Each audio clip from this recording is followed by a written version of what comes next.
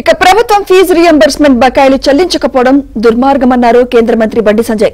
కేసీఆర్ 10 ఏళ్ల పాలనలో వేల కోట్ల బకాయిలు పెట్టారని ఆరోపించారు. ఇప్పుడు కాంగ్రెస్ అధికారంలోకి వచ్చినా ఎలాంటి మార్పు రాలేదన్నారు.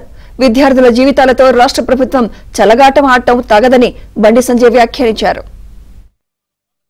సంవత్సరాల నుంచి వాళ్ళ ఫీజు రియంబర్స్మెంట్ చేయమంటే వాళ్ళ పరిస్థితి ఏంటి?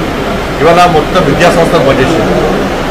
మొన్న హాల్ టికెట్లు లేకపోవడం వల్ల విద్యార్థులు ఇబ్బంది పడ్డారు. డాక్టర్ కావాలి, ఇంజనీర్ కావాలి, పెద్ద పెద్ద చదువు చెప్పి ఒక కళలు కానీ ఈ ప్రభుత్వం మా ప్రభుత్వాల మాటలు నమ్మి పాలకుల మాటలు నమ్మి విద్యాసంస్థలు చేర్పిస్తే ఇలా ఫీజు రియంబర్స్మెంట్ విద్యాసంస్థ చిరించకపోవడం యజమాని చిరించకపోవడం వలన ఇలా విద్యార్థులు మెడలు కట్టి బయటికి గడ్డించే పరిస్థితి. పేద విద్యార్థులు చదువుకోవడానికి వాళ్ళ ఫీజులు కట్టలేక ఇలా యాజమాన్యాన్ని రోడ్డు మీద స్ట్రైక్ చేస్తుంటే ఈ 10,000 కోట్ల రూపాయలు చెల్లించిన స్థితిలో ప్రభుత్వం ఉందా? మరి ఇది చాలా బర్నింగ్ ఇష్యూ.